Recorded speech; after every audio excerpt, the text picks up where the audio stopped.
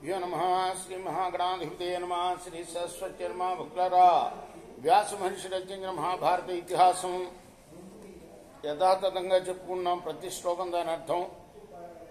ఇందులో భాగంగా నేనటి వరకు ఆది సభారణ్య విరాట ఉద్యోగ భీష్మ ద్రోణ కర్ణ శల్య సౌప్తిక స్త్రీ పర్వాలని 11 పర్వాలు పూర్తి చేశాం.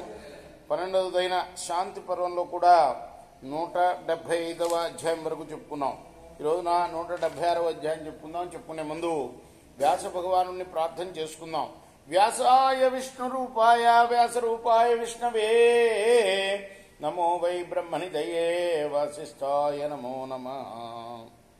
నారాయణం నమస్కృత్య నరం చైవ నరోత్తమం దేవీం సరస్వతిం వ్యాసం తతో జయముదీరయేత్.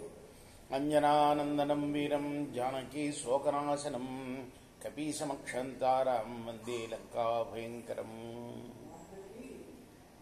సదా నింబవృక్షస్య మూలాధివాసాత్ సుధాశ్రావిణం తిక్తమప్యప్రియంతం తరుం కల్పవృక్షాదికం సాధయంతం నమామీశ్వరం సద్గురుం సాయినాథం.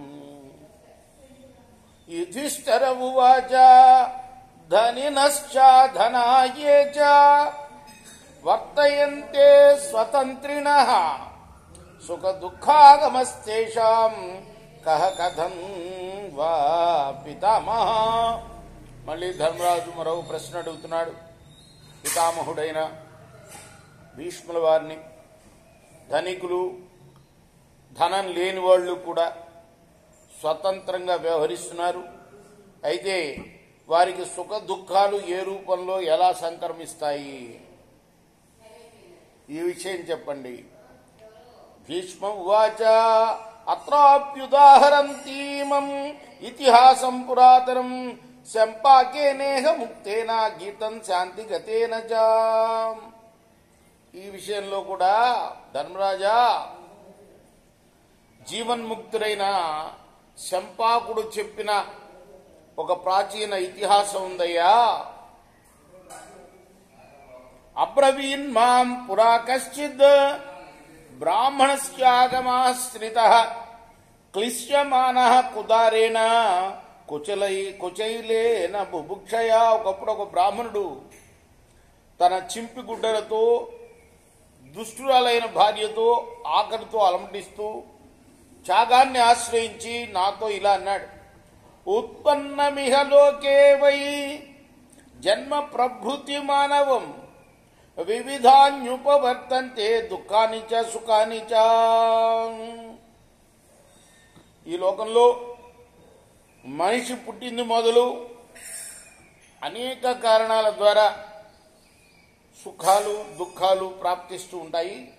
తయోరేకతరే మార్గే యదేన భీసన్నయేత్ న సుఖం ప్రాప్య సంహృష్యేత్ నా సుఖం ప్రాప్య సంజ్వరేత్. బ్రహ్మగారు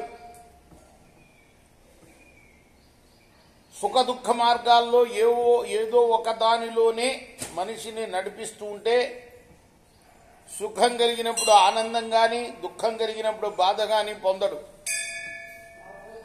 కాబట్టి దుఃఖం అనేది తెలిస్తేనే సుఖం ఎట్లా ఉంటుందో తెలుస్తుంది. కానీ ఎప్పుడూ సుఖంగా ఉంటే వాడికి దుఃఖాన్ని గురించి తెలియదు. అలానే ఎప్పుడూ దుఃఖంలో ఉంటే సుఖం గురించి తెలియదు.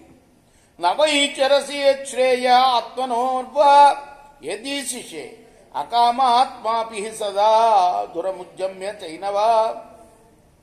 నీకు కోరికలు లేకపోయినా నీవు శ్రేయస్ సాధన కోసం ప్రయత్నించలేకపోవటానికి, నిన్ను నువ్వు నియంత్రించుకొనలేకపోవడానికి కారణం సదా రాజ్యభారాన్ని నీపై నిలుపుకోవడమే. అకించిన పరిపతన్ సుఖమాస్వాదయిష్యసి అకించిన సుఖం చేతే సముత్తిష్టతి చైవ. నువ్వు ఏమీ లేనివాడవైతే అంతటా సంచరిస్తూ కూడా సుఖాన్ని ఆస్వాదించగలవు. ఏమీ లేనివాడే సుఖంగా నిద్రించగలడు, సుఖంగా మేల్కొనగలడు. ఆకించన్యం సుఖం లోకే పద్యం శివమనామయం అసమిత్ర పథో శేష దుర్లభ సులభోమత ఏమీ లోకపోవడం అనేది లేకపోవడం అనేది లోకంలో సుఖకరమైన విషయం, హితకరమైన విషయం, శుభకరమైన విషయం కూడా. సుఖకరము, శుభకరము, హితకరము, క్షేమకరం కూడా. ఈ మార్గంలో శత్రువులు కూడా ఉండరు. ఇది ఎంత దుర్లభమో అంత సులభం కూడా. అకించనస్య శుద్ధస్య ఓపపన్యస్య సర్వతః అవేక్షమాన స్త్రీన్ లోకాన్ నతుల్యమిహ లక్షయే. ముల్లోకాలు వెతికినా కూడా అకించనుడు, పవిత్రుడు, సర్వ విధాల వైరాగ్య సంపన్నుడు అయిన వాడితో సమానమైన వాడిని మనం చూడలేము. అకించన్యంచ రాజ్యంచ తొలయో సమతోలయం అచరిచిత దారిద్ర్యం రాజ్యాద్ అపి గుణాధికం. రాజ్యాన్ని త్రాసులో వేసి తూచానే. అయితే గుణాధిక్యం వల్ల రాజ్యం కన్నా దారిద్ర్యమే మిన్నగా నాకు అనిపించింది. అకించన్యే చ రాజ్యే చ విశేష సుమహానయం నిత్యోద్విగ్నో హి ధనవాన్ రుచోరాస్య గతో యథా. దారిద్ర్యానికి రాజ్యానికి మధ్య ఓ పెద్ద తేడా కూడా ఉంది. ధనికుడైన రాజు ఎప్పుడు విద్విగ్నుడై ఉంటాడు, మృత్యుముఖంలోనే పడి ఉంటాడు. నైవాస్యాగ్నిర్నచారిష్టః న మృత్యుర్న చ దస్యవః ప్రభవంతి ధనత్యాగాత్ విముక్తస్య నిరాశిషః. ధనాన్ని వీడి ధనాశ నుండి విముక్తిని పొంది కోరికలను పరిత్యజించిన వాడిని అగ్ని గాని, అరిష్టాలు గాని, మృత్యువు గాని, దొంగలు గాని ఏమి చేయలేరు. తం వై సదా కామచరం అనుపస్తీర్ణ శాయినం బాహుప్రధానం శామ్యంతం ప్రశంసంతి దివౌకసా. నిత్యము దైవేచ్ఛను అనుసరించి నడుచుకుంటూ దిండు లేకుండానే చేతుల్నే తలగడగా చేసుకుని శయనిస్తూ ప్రశాంతుడై ఉన్నవాణ్ణి దేవతలు ప్రశంసిస్తారు సుమా. ధనవాన్ క్రోధలోభాభ్యాం అవిష్టో నష్టచేతనః తిర్యగీక్ష శుష్కముఖ పాపకో భృకుటీముఖ. ధనవంతుడు క్రోధలోభాలకు లోనై బుద్ధిహీనుడై వక్రదృశ్యై శుష్కముఖుడై కనుబొమ్మలు ముడివేస్తూ పాపకృత్యాలపై మనస్సు లగ్నం చేస్తాడు. నిర్దశన్నధరోష్టంచ క్రుద్ధో దారుణ భాషిత కష్టమిచ్చేత్ పరిద్రష్టం దాతుమిచ్చతి చేన్మహి. కోపంతో పెదవులు కొరుకుతూ దారుణంగా మాట్లాడుతూ ఉంటాడు. అటువంటి వాడు భూమినంతా ధారపోస్తానన్నా అతని వైపు చూడటానికి ఎవ్వడు ఇష్టపడడు. శ్రియాభీక్షణం సంవాస మోహయచ్చ విచక్షణం సాతస్య చిత్తం హరతి శరదాభ్రమి. ఎప్పుడు డబ్బుతోని సావాసం చేస్తూ విచక్షణను కోల్పోయిన వాడు మోహంలో పడతాడు. గాలి శరత్కాల మేఘాలను అపహరించినట్లు సంపద అతని మనస్సును హరిస్తుంది. అథైనం రూపమానస్య ధనమానస్య విందతి అభిజాతోస్మి సిద్ధోస్మి నాస్మి కేవల మానుష. అంతేకాక అతన్ని రూపాహంకారము, ధనాహంకారము కూడా ఆక్రమిస్తాయి. నేను కులీనుణ్ణి, అంతా సిద్ధించిన వాడిని, మామూలు మనిషిని కాను అన్న భావాలు అతనిలో కలుగుతాయి. ఇచ్చేవి కారణైస్తస్య త్రిభిశ్చిత్తం ప్రమాద్యతి సంప్రసక్తమనా భోగాన్ విసృజ్య పితృసంచితాన్ పరీక్షీణ పరస్వానాం ఆదానాం సాధుమన్యతే. రూపం, ధనం, కులం అనే ఈ మూడింటిపై అభిమానం కారణంగా అతని మనస్సు ఏకాగ్రతను కోల్పోతుంది.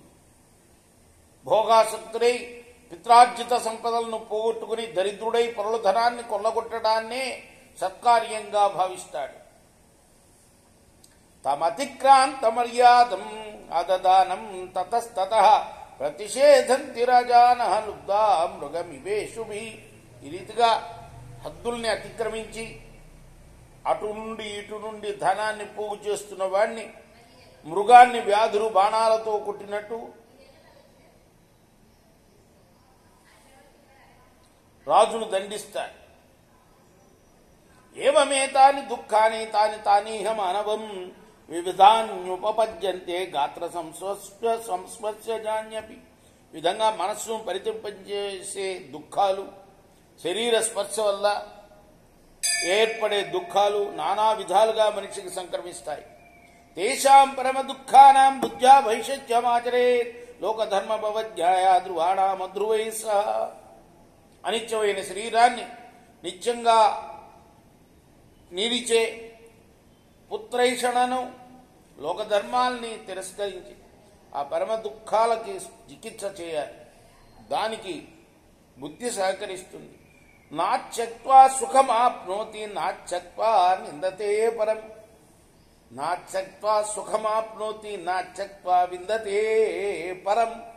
నాత్యక్త్వా చ భయహస్యేతే చక్వా సర్వం సుఖీ భవ. త్యాగం లేకపోతే సుఖం లేదు, త్యాగం లేకపోతే పరలోకం లేదు, త్యాగం లేకపోతే నిర్భయంగా నిద్రించలేడు. అన్నిటినీ విడనాడి సుఖంగా ఉండు.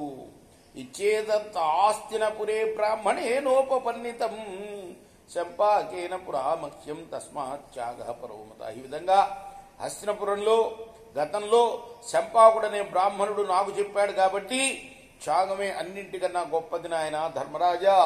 ఇది శ్రీ మహాభారతే శాంతి పర్వణి మోక్షధర్మ పర్వణి శంపాక గీతాయాం షట్సప్తత్యధికశతమోధ్యాయ. ఇది వ్యాస మహర్షి రచించిన మహాభారత ఇతిహాసంలోని శాంతి పర్వంలోని 176వ అధ్యాయం. రేపు 177వ అధ్యాయం చెప్పుకుందాం. కృష్ణార్పణమస్తు. సాయి కృష్ణార్పణమస్తు. స్వస్తి ప్రజాభ్య పరిపాలయంతాం న్యాయేన మార్గేణ మహిమీషా గోబ్రాహ్మణేభ్య శుభమస్తు నిత్యం. లోకాః సమస్తాః సుఖినో భవంతు. కృష్ణార్పణమస్తు. సాయి కృష్ణార్పణమస్తు.